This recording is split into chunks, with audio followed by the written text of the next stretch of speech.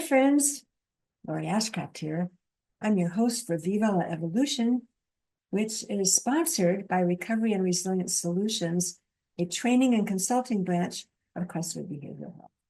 And today we have an amazing guest. It took us a long time to track this lady down, but we did because she has so much to share in an area that we don't know a lot about. So our guest today is Helen Skipper. Everyone calls her Skip. And you'll see where she came from because she's going to tell us her recovery story. And you'll see where she's ended up. She does a beautiful job of describing that whole trajectory of recovery and the nuances in the criminal justice system that she's done a lot to repair and make meaningful. Before we get into it, though, I just want to review the learning objectives with you, so you'll kind of have an idea of where we're going and what to look for. The first thing we're going to do, number one, we're going to differentiate between traditional peers trained for mental health and substance and justice peers. There's some nuances here that are important to understand. Second objective, we're going to learn how to provide peer support in a variety of justice systems, including pre-arrest, court involvement, incarceration, and reentry. The third objective, we're going to examine the intersection between behavioral health and criminal justice. Huge crossover there, as we all know. So be looking closely at that. 4, we're going to identify best practices for successfully integrating justice peers into agencies, courts, correctional facilities, and community-based centers. And then last but not least, number 5, explore ways to use a personal experience as a tool for driving policy and cultural change within the justice system. So that's kind of a little roadmap of where we're going. And let's get on with this. You're going to be listening in on Skip and me.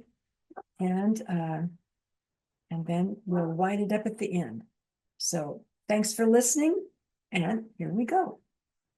Thank you very much, my dear friend Skip, for joining us today. Thank you for having me. Oh, I'm delighted to have you. I heard you speak at a conference over 2 years ago, and I was so moved. I was in tears at least halfway through and right up to the end. And I've wanted to share your story and your accomplishments with our viewers ever since. And I'm so happy it's finally happening now. Yes. Let's just start by you telling us your title and what you do right now. Oh, that would take a long time, but the short and simple version, my name is Skip. I am the executive director at the New York City Justice Peer Initiative. I'm also the vice chair of the New York City Board of Corrections. I'm a criminologist, published academic author. Uh, I'm graduating with my master's in criminology, moving on to my PhD. Oh, what else? I mean, there's a lot more. I am someone who fights for the inclusion of those of us with lived experiences because we have effectively transformed those lived experiences to professional lived expertise, especially in the criminal justice system. Yes. Thank you. So just by that introduction, I know our viewers are going to go, oh my goodness, how did this happen? Who is this woman? Well, let's start from where your career started when you were 17. Your training program. Okay. When I was 17, I was arrested and incarcerated for the first time. That period of incarceration was not long term, but it lasted for 25 years. And when I say it lasted for 25 years, that meant every time I went into the system, any system, mental health, substance abuse, criminal justice. I went in addicted to drugs, suffering from an unchecked mental illness, homeless. Mhm. Every time I left out the same way. So, being that I did not know a new way to live or Mhm. anything about recovery, I went out and did the same things that I was doing before, which would land me back into the same place Mhm. I always landed back into, which was the criminal justice system. There was no recovery, there was no anything. It was just the Mhm. criminalization of behavioral health. Yeah. And I existed on this hamster wheel, call it recidivism, call it whatever you want to call it.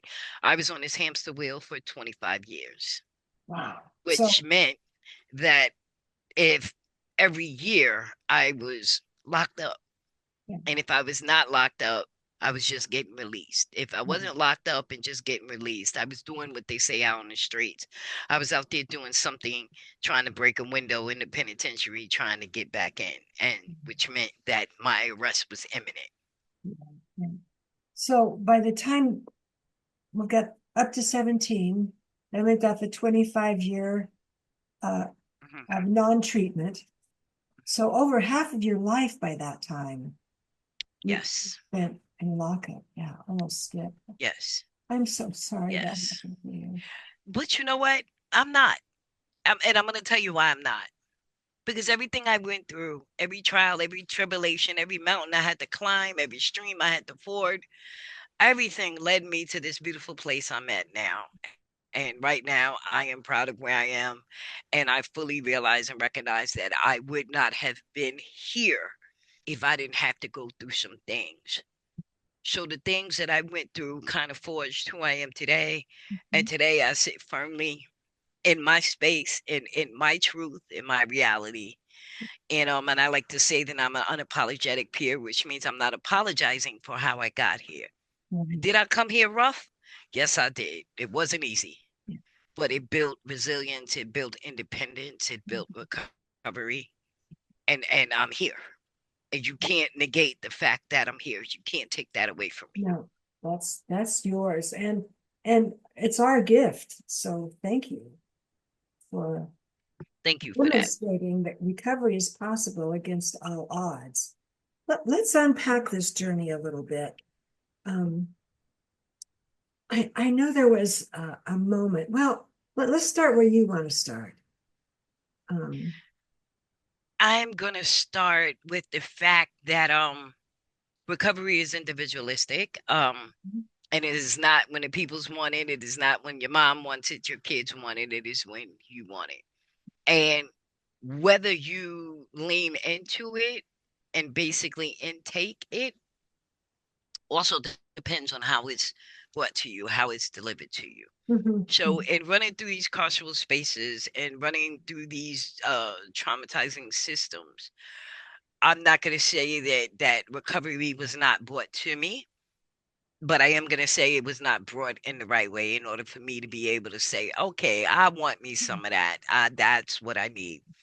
And I always chalk it up and say that back then there were no peers. right. A- And if I had a peer stand in front of me who walked the same or similar steps and made it out on the other side, if I had a saw that, if I had a saw the light at the end of the tunnel, well, just maybe I might have leaned into it. But there was nothing like that. There was no peers like us, like what we do now. We use our life story as a guidebook for Mhm, mentorship, for support. There was none of that.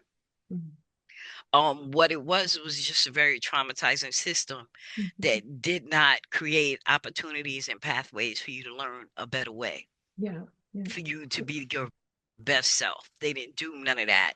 So when I got released and I came in addicted, suffering from an unchecked mental illness, when I got released the same way. Mhm, So because I was in that same space and didn't know any better, mhm, and didn't know that there was better, mhm, when I got released, I'd go back to doing the same things. I like to say I used to be part of the never woulda coulda club. mhm, Never was going to be anything, couldn't be anything, wouldn't be anything. The only thing that I had was the same things that brought me back into these systems. mhm, I had no family support. This was back when addictions and mental health were either unheard of or not spoken, especially in a Christian Southern family. There was no, I'm going to get you into treatment. Maybe you need to talk to someone. It was none of that. Mm, mm, And my mom and my dad went along with her, chose to take the high road, which was, I'm just going to turn my back on you. mm.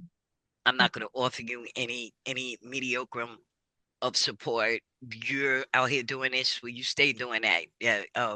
Don't come back here. That it's so important for some people to believe in you.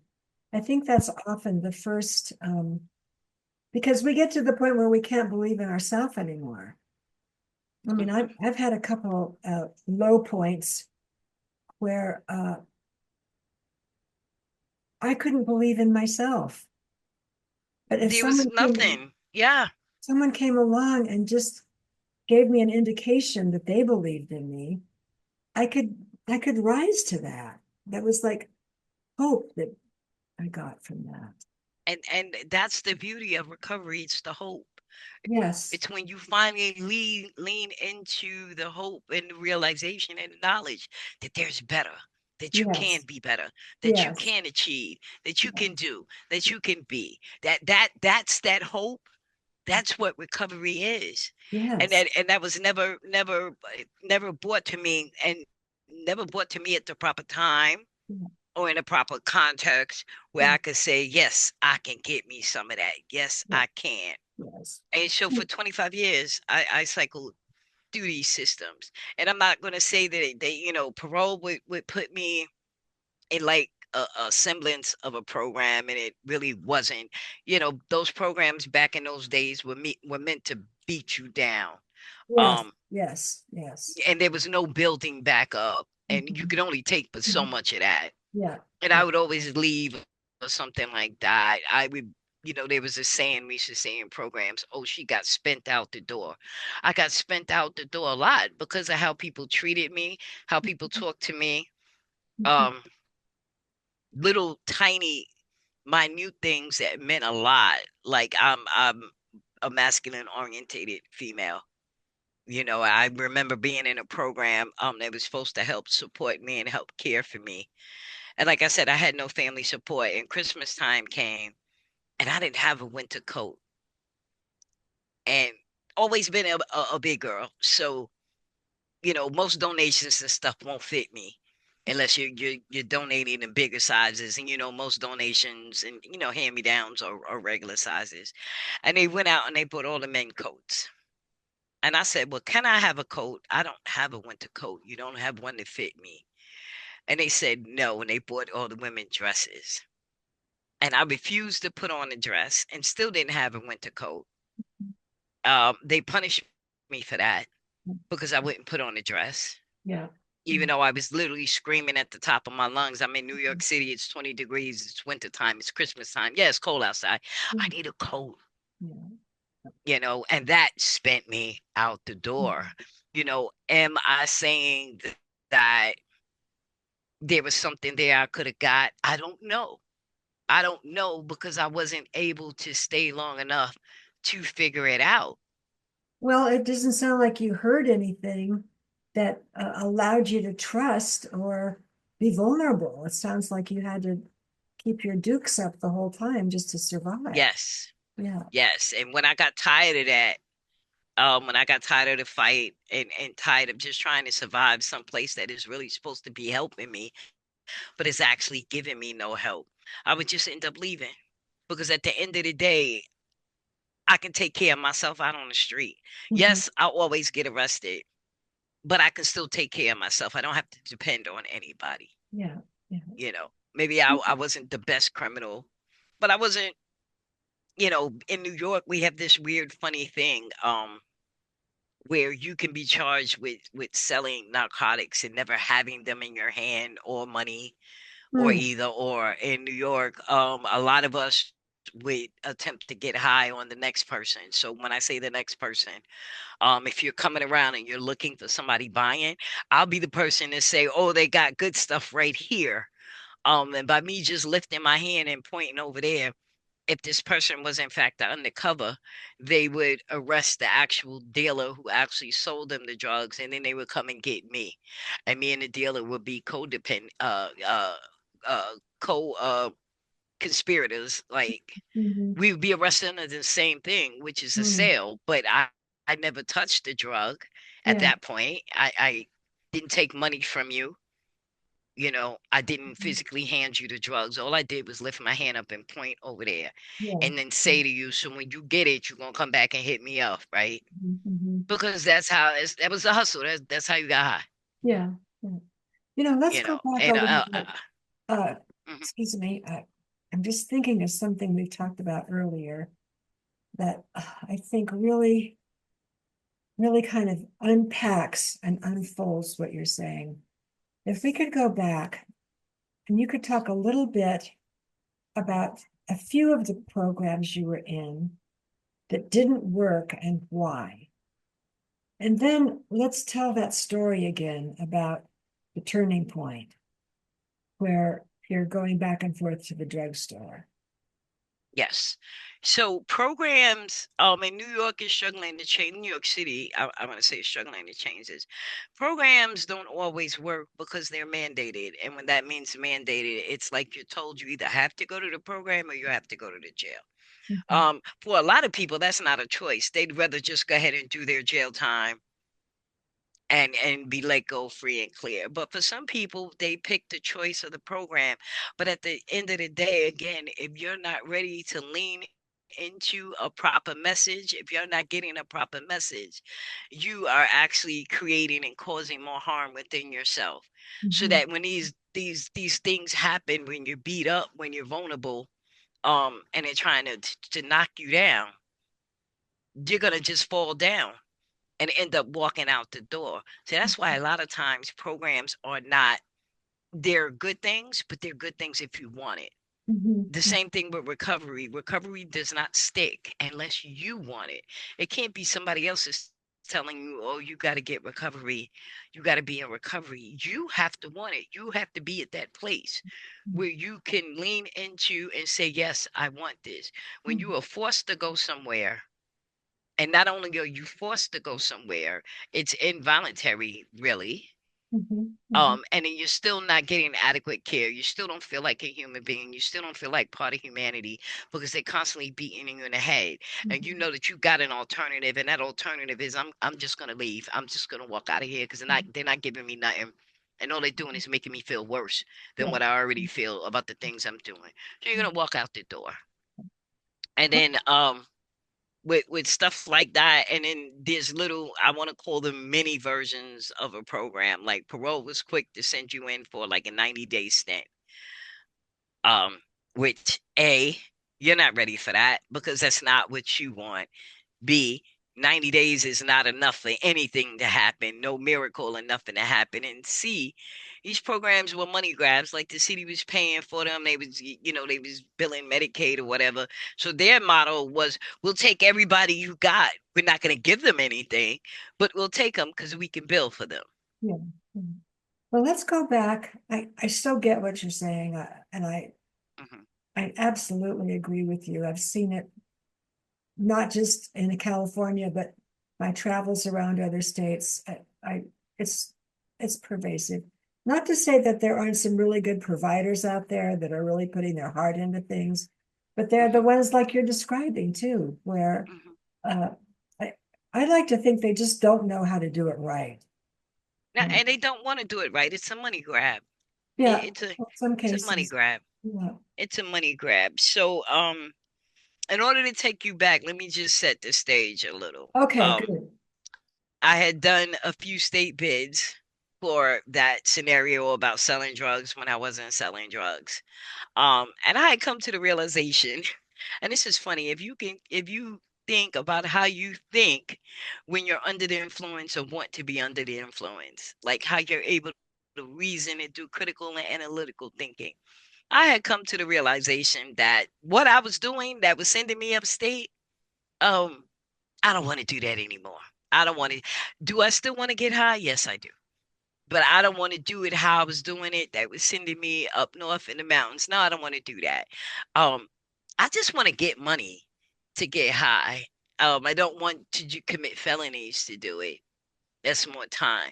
But these tiny little misdemeanors like shoplifting, I could do that because guess what? If I'm on parole and I get knocked for like a shoplifting, which is like 90 days, parole will run a 90-day program concurrent, I see. and it's just easier that way. It's easier. Parole will violate me, and when the charge gives me 90 days, parole will do a 90-day program They'll concurrent. find a program someplace for you for 90 days.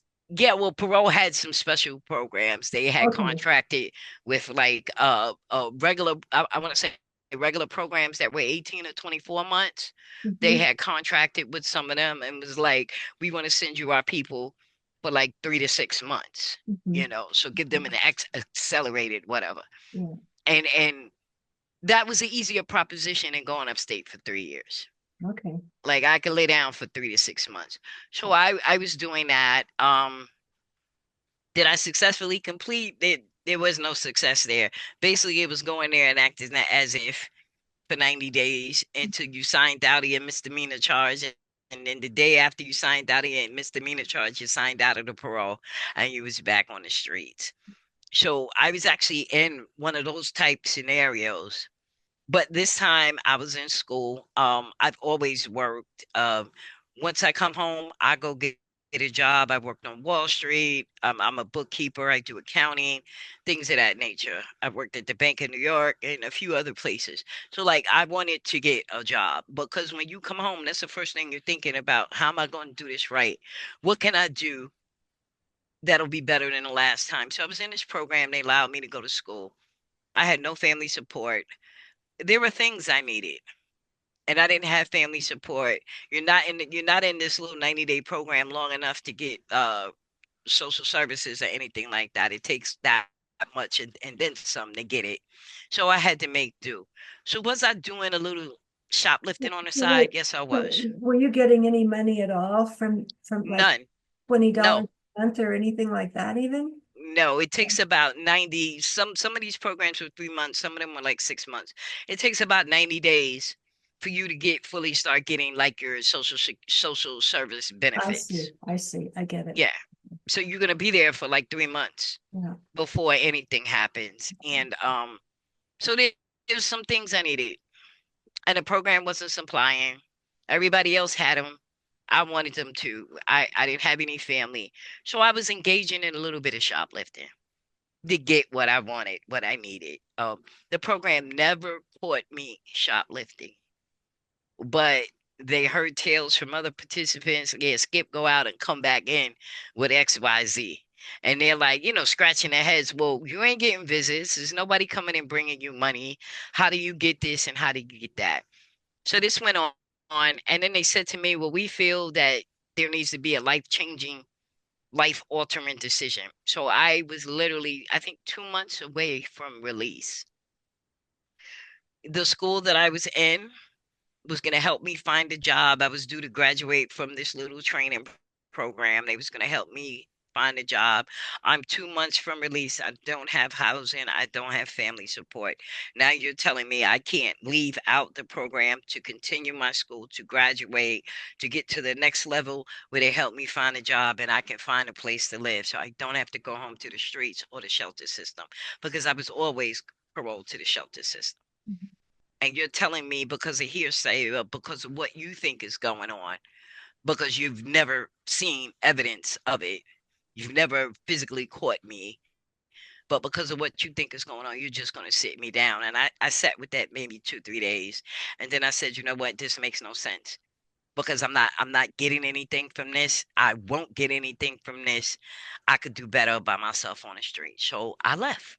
Well, explain to me what you mean by sit you down. But sitting down, like you can't leave the program, you can't go to school, you can't do Okay. anything, Okay. you I have to get it. stay in the program. I get it. And I was like, that school is my ticket out. Like, Yeah. school. Once I graduate, once I take my final test, and it was a vocational school. Hmm. Once I graduate, then they'll help me find a job. I'm 3 months away from leaving this program. I don't have a place to stay. I don't have a job. I don't have a source of income. I'm not on social services. They won't even, I'm not here long enough to get on social services. So this is my way out. Yeah. And then you tell me you can't leave out the door, you can't do this, you can't do that. So I sat with it, like I said, for a couple of days, and then I left. And when I left, I was mad and my feelings. And yeah, and I went to some place that I knew I could get high. And I started getting high because at that point I was despondent. Like, what else is there for me to do?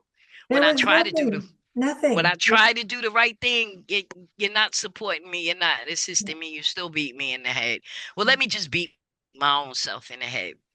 And as a shoplifter, I know where to go and what to take. And this is the point where I realized that I was completely tired and willing to give up. I had been in this one particular store, I want to say about 6, 7 times. And because it was so easy, I kept coming back. And when I say 6, 7 times, I don't mean over the course of a week. I mean in a day. I And had been in this store. were you high at this point, Skip? Yes, I was high and trying to get higher.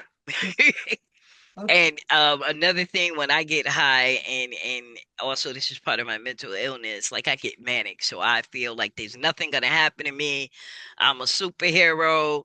I'm the one that's keying on the highway on the yellow line, and thinking ain't nobody gonna hit me or anything like that. So I was just flying in and out this store, taking stuff, selling it, getting high, coming back 2, 3 hours later, going back in the same store.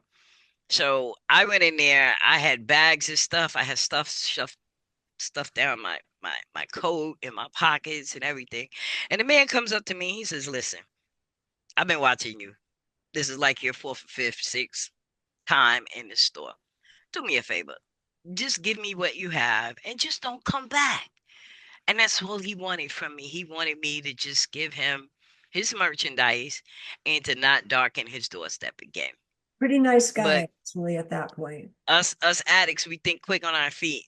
I did a quick calculation of how much I had on me. I was like, no, you ain't getting this. You're not getting it. This is money here. You're not getting this. I had about, but what I had, I could have sold it for about 2, 300. That would have kept me going for like 3, 4 days. Nah, you're not getting this. And I went to move toward the door, but I need to set the stage further.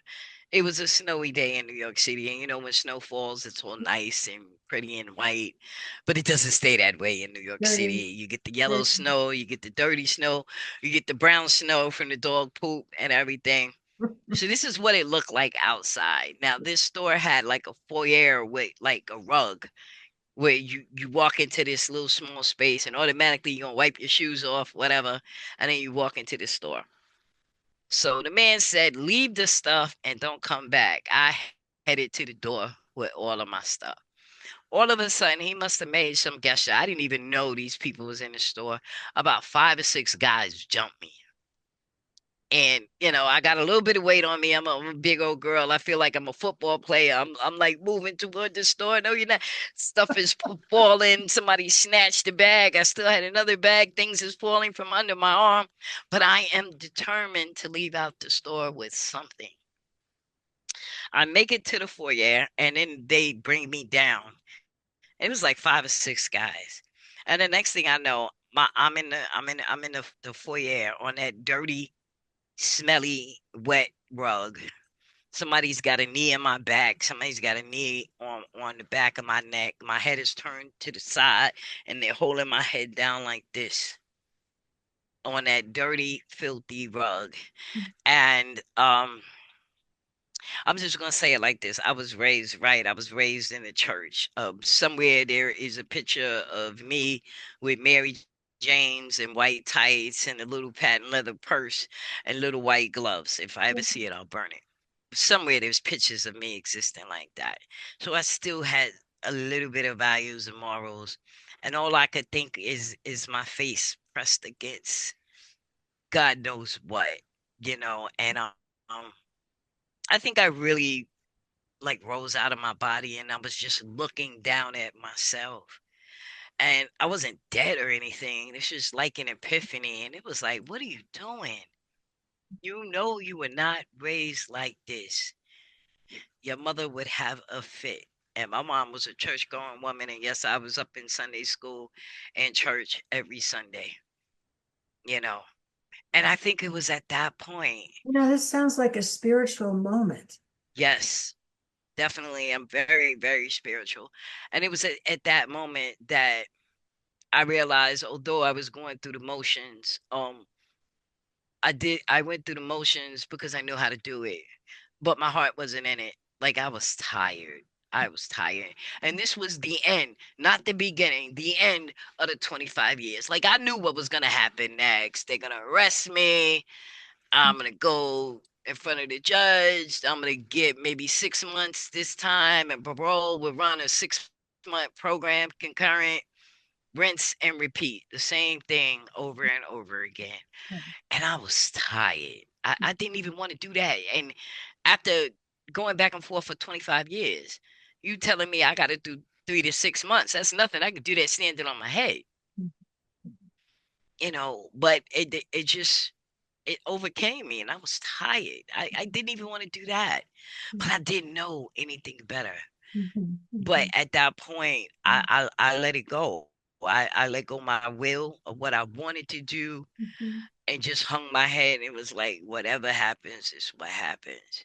And finally, when I went to see the judge, because they did arrest me, Well, let's and the just stop. DA, Let's stop right there a minute because you're mhm, just touching on such a poignant moment that I think so many of us go through, not as dramatically as you did, but it's that moment when we know we can't keep doing what we're doing.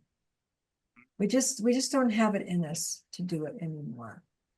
But we can't see where to go. We're willing to let go, but we can't see where we're going. That is a- such a tricky space to be in. yeah. And I was so despondent that I was willing to let go, and I didn't care where I was going. I didn't. I didn't care. I just know that I was tired. And to me, I was just laying down. And whatever happens, happens. If I get struck dead right at this moment, like good, because This I'm is tired. what the this is what the AA or the A whatever's NA and AAFA's. Yeah. This is called the bottom Yeah, hitting. that was my bottom. Yeah, Yes. yeah. That was my bottom. And I guess the judge and the DA kind of saw it in my eyes when I went before them. And they gave me a program.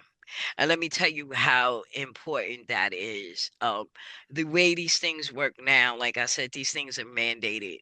And 9 times out of 10, you need it and you won't be allowed to access it, which always happened to me because I have what's called failure to appears, where warrants are issued for me. And my thing is this: if I'm visibly addicted, suffering from an unchecked mental illness, you want to let me go in court. You don't want to show me a pathway to supports and treatments and services. You give me a tiny little piece of paper about this big and say, come back to court on this day. Mhm. And But then you open up the something door. happened with the other people there. Yeah, I just think that was a divine moment all the way around. You were ready, yes, and something yes, happened with those people that they were willing to give you a chance. yes. They did not look at my record, they looked at me. And they Ah, saw the look of defeat in my eyes. They didn't, because if you look at my record, it's horrible. You're not gonna give me nothing but jail. But mhm, they looked at me and they looked at my eyes and they saw that look of defeat and they said, you know what? We gonna give it a try. We gonna send her to a program. And then there's a few things that happened when they said that. Number one, they sent me to a program outside of New York City. I am born, bred, and raised in New York City. There's not a crack or a corner or crevice in New York City that I don't know where to go get something, anything. They sent me all the way out to Suffolk County, a strange land, where there's no street lights, there's no sidewalks, there's strange creatures fighting in the trees at night, things like possums running. Oh my God, Oh, I was aghast. I mean, I'm from the city. I've seen rats as big as this, as big as cats. I've seen feral. You've never seen anything till you've seen a possum dead in the road and you're trying to figure out what is this? What is this? What is this? Oh my God, I still remember. But that's where they sent me, away from everything. Away. And yes, I still could have walked out the door at any point. Mhm, There were no locked doors. mhm, But I knew that this was my chance. And I was introduced to NA properly this time. And I met a group of amazing people who kind of enveloped me and just showed me how to do this recovery thing. As a matter of fact, my best friend, and I met her when I was 2 months clean. And she had 10 years clean. And I was looking at her like, oh my God, 10 years? How do you do that? She is still my best friend to this day. To this day. mhm. And I have been clean since 2007. Oh, So Skip, I have about that, 22 years. So if I have 22, she has 30, 30 something. And she is still my best friend. It's still my support system, still my what muse. a miracle. And I think it was also where I was because Suffolk County is so small. So like your program counselors and directors and all of that, while they govern the program, on the weekends you're at their house for barbecues and Mm, pool mm, parties, yeah, and you're dancing with them at an NA anniversary, yeah, but yeah, that's your counselor, yeah. but we was able to create like bonds where it doesn't really happen no place else, but because this is such a small Mhm, tight-knit community in mhm, Suffolk, so I really landed where I needed to be, where people loved me and loved on me until I got to the point where I could love me and yes, love on me myself. They did it for me. And yes. these people are still my friends. We Oh, still communicate. We still on everybody's Facebook page. And another thing they did was because I had the little 3 months in the other program, they even gave me that time. It was like, look, you're not even gonna have to be here that long because we're gonna give you those 3 months. oh, But I thrived on everything. I did my program. Recovery, I saw that it was possible. I saw the hope and the promise. I saw me standing on the other side. I still ain't had no support, no family support. So yes, when I first got there, I did a little, shoplifting here and there, but it was never for money or materialistic gain. It was because we lived in sober houses, um, and they provided food in these sober houses. They provided toilet paper and nothing else. yeah, yeah. And nothing else. So if you wanted to wash your clothes, you had to go to the laundry, go buy detergent. If you was a woman and needed sanitary products, you had to go buy that. uh Suffolk County had some type of reciprocal agreement with New York City where we were actually on social services from New York City, but our Mm, money went to the program and to the mhm, sober house. So mhm. after all of that, so food stamps and all of that went there. So after all of that was dead and gone, finished, we had $22.50 every 2 weeks. Okay. And with that, that was cash money that we had. Uh-huh. With that $22.50, I had to get everything I needed. And of course, Mhm, that did not go far. yeah. So did I go up in them one or two stores and get some deodorant and, you know, some menstruation items and that I felt I needed? Yes, I did. But for Mhm, the most part, I just did what I had to do. I leaned into it. Did I like having to go to the 99-cent store and buy lotion or detergent out of there? You never kept your clothes clean. No, but I did what I had to do and successfully completed, was given an opportunity to become a house manager at the end. So wow. the sober house that I was living in, I became the house manager for there, and I was there like about 3 months after my stay, but as a house manager. And then someone asked me to come run another house. And then I went to another part of Suffolk County.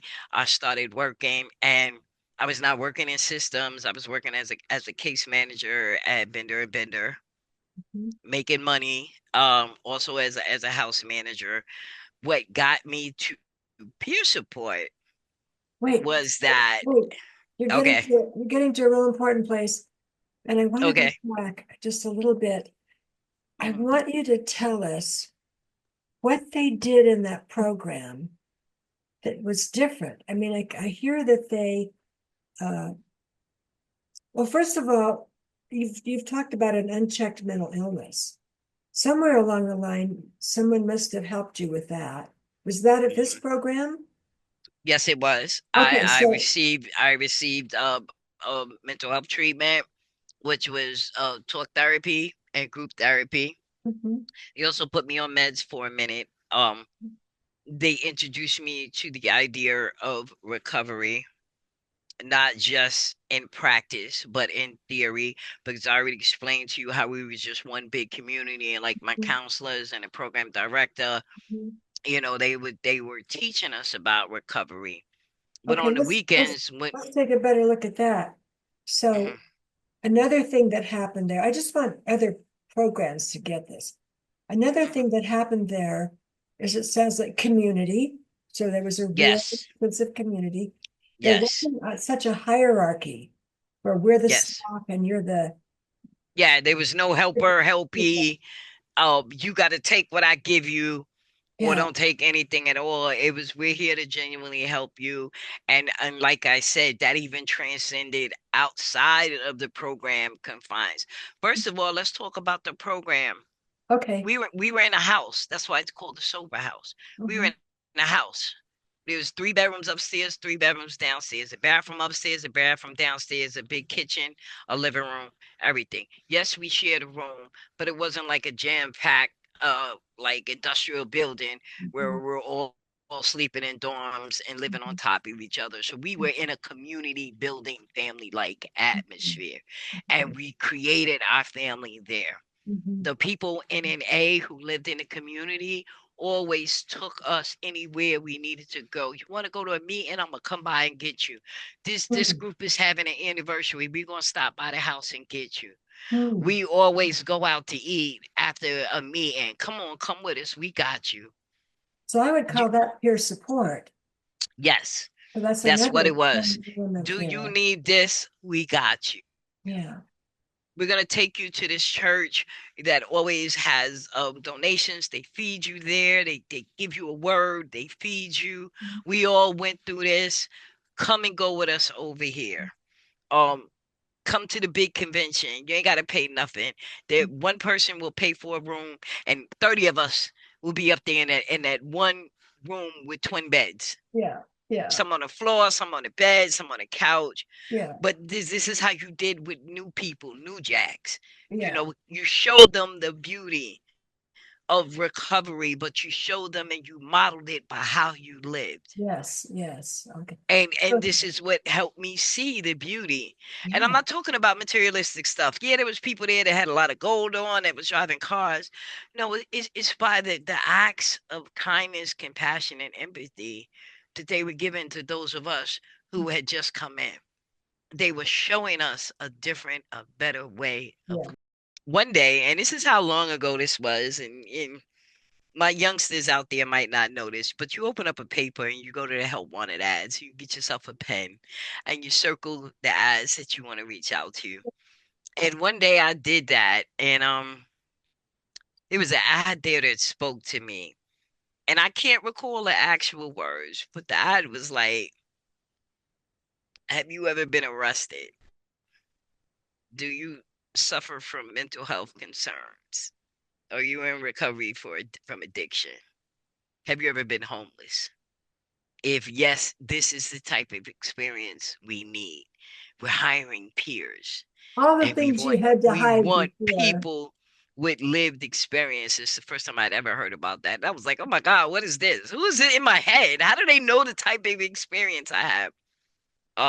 But this was Rainbow Heights Club, which is in Brooklyn. Now I'm living in Suffolk County, but this was in Brooklyn. And I did not mind. I sent them. I think I called and I talked to them. They said come in for an interview. I jumped on a Long Island Railroad, went all the way into the city. And the way I keep the dates with this is that I went to this interview the day Michael Jackson died. Oh. Mm. And that's how I keep it in my head. And I got the job. And this was before there was a peer certification. They were hiring for peer specialists, and I started working for them in Oh, 2007. oh, 2007. Okay. Yeah. Yeah, no, no, I'm lying. I'm lying. I came home in 2007. I started working for them, I think it was about 2008, 2009, Okay. somewhere around then. I mean, we could go back and look at the day Michael Jackson died because that was the day I had my final interview with them and I got the Okay. job. Okay. And for a minute, I was coming back and forth from Long Island to but then that got to be a bit much. Um it got to be a bit much and I was actually looking for a place, what happened then was nothing short of a miracle. My director, and he is still the director at Rainbow Heights Club today, said, and he didn't even say it to me, he emailed me another job and he didn't say anything. He just said, I'm just saying. That Yeah. was it. Yeah. And when I looked at the job, I was like, ooh, I could do this. It was working as an advocate with Monir and Jim Y at the Empowerment Center. Oh, And okay. it was more than being just a peer, it was being an advocate. Yes. Yes. Yes. Now, Jim Y and Monir Zaru really built the book on advocacy and outreach and building conferences and things like that back at that time. So I trained under them and I got that job. And that was a job that paid me more money than I could ever hope to. They trained me as an advocate. Again, there was no peer type training.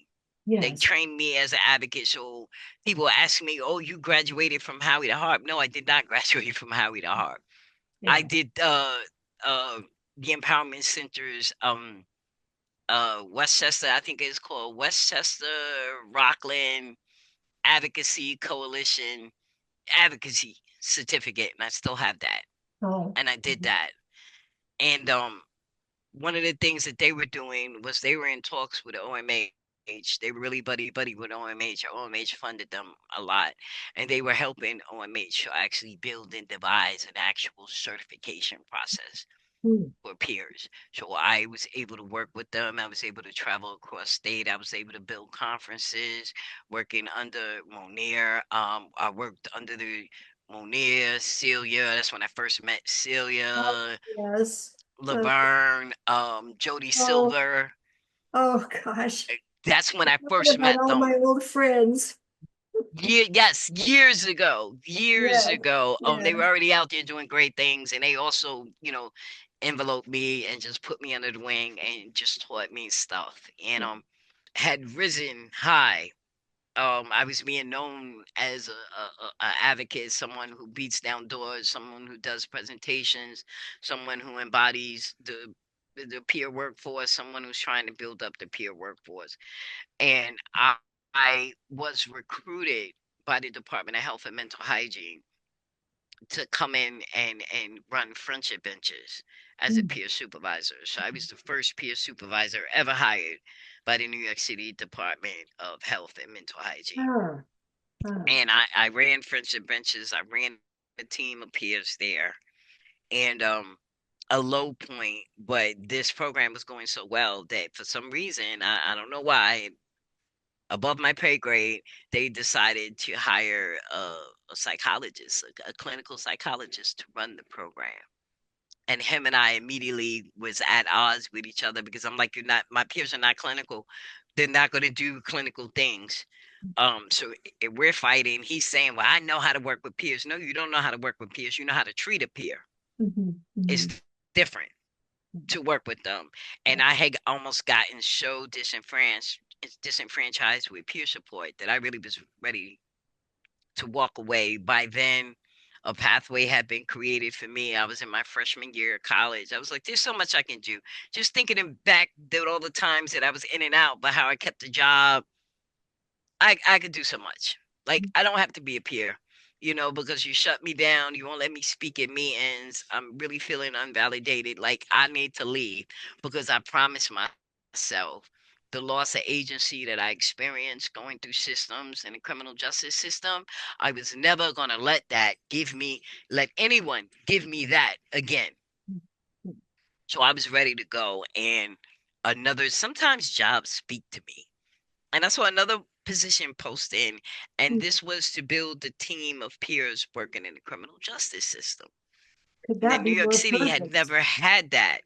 Yeah. Yes, New York City had never had that. And Mm. when I came home, my path led me to mental health peer support. But then I had also cross certified in substance abuse because I'm a recovering addict. Mm. Mm. But I had risen high in that field. Mm. But I know that everything that I am and do has been formulated by the times that I spent in incarceration. Mhm. You were at So the this school 5 weeks. yeah, yeah, this job opened up, and it, like I said, was for something in New York City. Like New York City has reentry organizations where they do hire people with lived experiences. But to actually build a team of peers to work within the criminal justice system had never happened in New York City. Mm. And I was hired to build that team. Oh. And right when I was hired to build the team, the pandemic happened. Oh And we no. all got sent home. And I am as concerned about my peers and their position as I am about mine. And I'm like, okay, well, we're not getting clients. The courts are shut down. We'll just, I'm a big lifelong learner. By then, I was heavily into school. I was heavily into training. We're just gonna do trainings, and we're gonna shore up our toolbox. Because guess what? The world is gonna open up soon, and when it Mhm. opens up, we need to be ready to hit the ground running. Mhm. But as I started looking for trainings, and I am a peer supervisor and a peer trainer, there were none for peers working in the criminal justice system. And I Mm. said, okay, well, I'll just build my own. But the more that I started building my own, and the more I started training, and like so New York City had done the bail reform.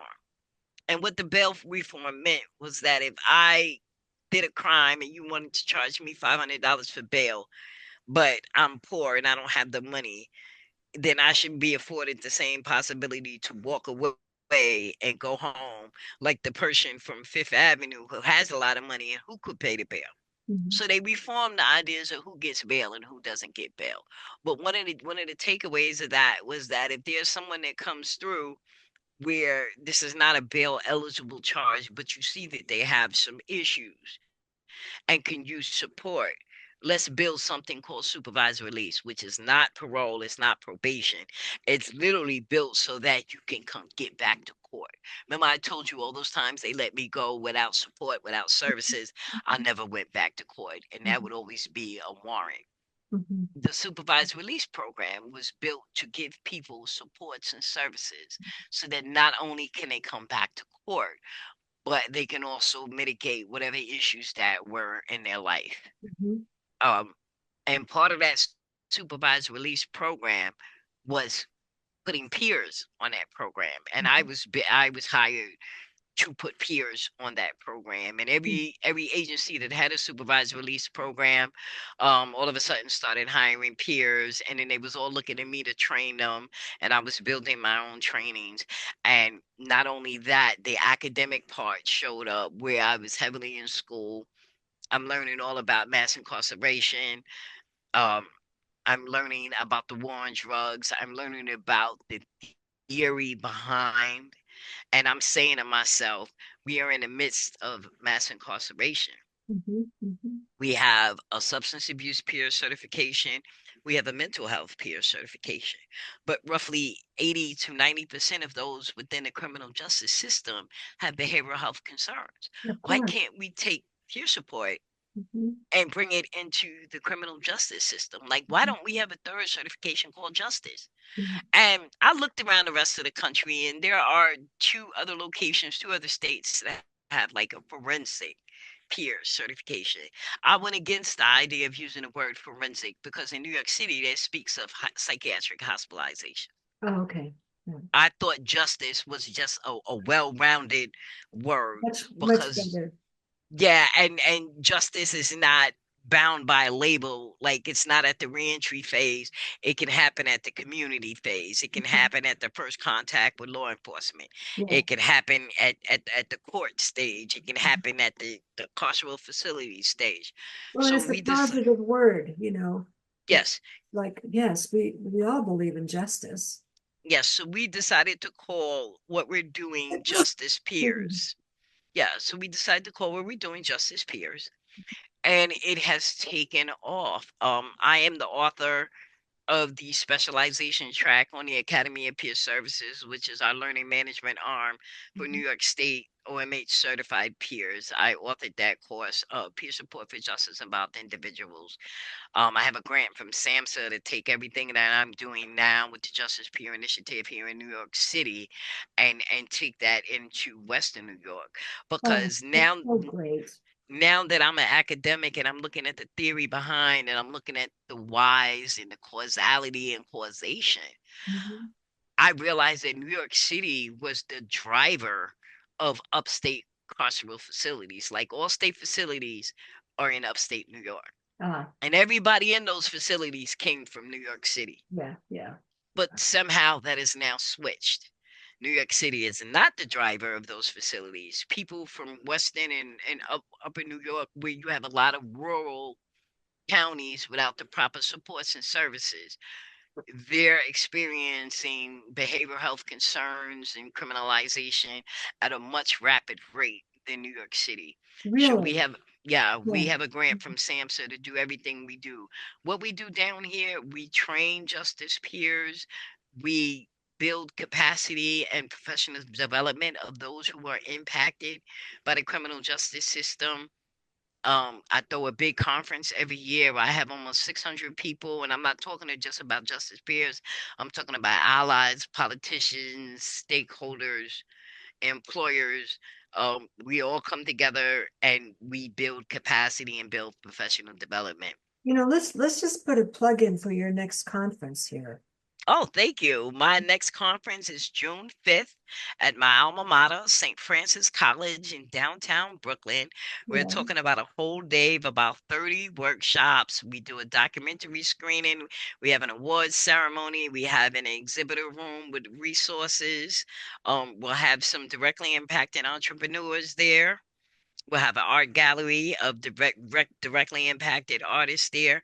And while it's billed as the Justice Peer Conference, and it's actually called Phase 3, Elevating Voices to Drive Change. So this is our third year Mm. doing this. Oh, that's It is not wonderful. just for those who have been impacted by the justice system. This conference is for those who have been impacted by systems, Yeah, but yet you return to work within that system as a hope dealer. yeah. And Oh, when you have that lived experience, who builds your capacity? Who gives you professional development? They don't even know how to work with us half the time. yeah, I'm sure they don't. And that's I another love thing what I you do. just said, hope dealers. You're not Yes. dealing drugs anymore, you're dealing hope. No, we're dealing hope that Love you it. too can come out of this. You Yeah, too can come yeah, out of this. yeah. And another thing I do is I give technical assistance to employers and agencies all across the United States who Mhm. want to incorporate those who are impacted by the justice system.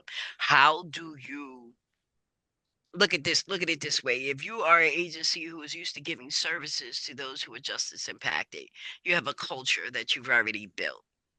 How do you switch that culture around to welcome a colleague who is justice impacted? So I do TA all across the United States where I show agencies how to successfully welcome in those who are impacted and not even just welcome in. It's about retention because we're just like everybody else. We don't want to get a job and be in that same job for 10 years with no promotion, Right, no yeah, career ceiling. yeah. How Well, do how do that look you for? train us so that we can move up? How Yeah. do you build retention into these jobs? It's just like as we build the peer workforce, and you have agencies who all of a sudden want to hire a peer because it's Medicaid reimbursable. But do you know how to work with a peer? Do you know how we view things? We have a different worldview.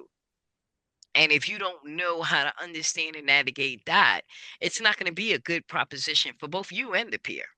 You know, we found that out over the last almost 25 years that we've been doing peers. Um, people that we wouldn't train peers any longer unless we trained the program first. Yes. Because Yes. otherwise the peers would go to work there, they'd last 3 months because the And other those jobs and yeah, weren't treating them right, weren't giving yeah, them right stuff to do. Yeah. yeah. Yeah. Yeah, I also do a lot of presentations. I'm also an academic, published author.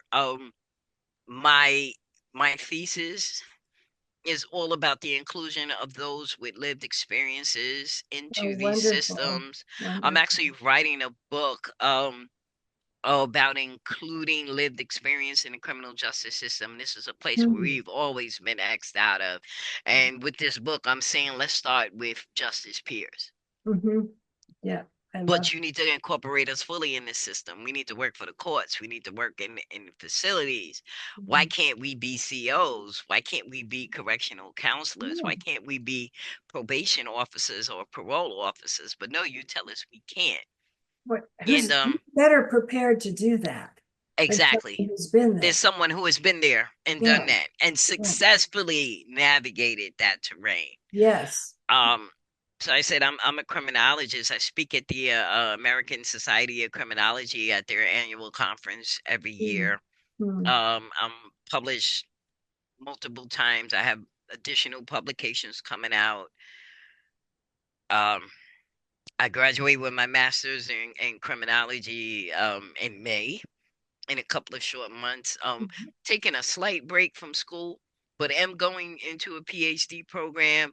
But just realizing that for the last 6 years, I have worked full time and been a full time Yeah. student. Like, and Yeah. I need a minute.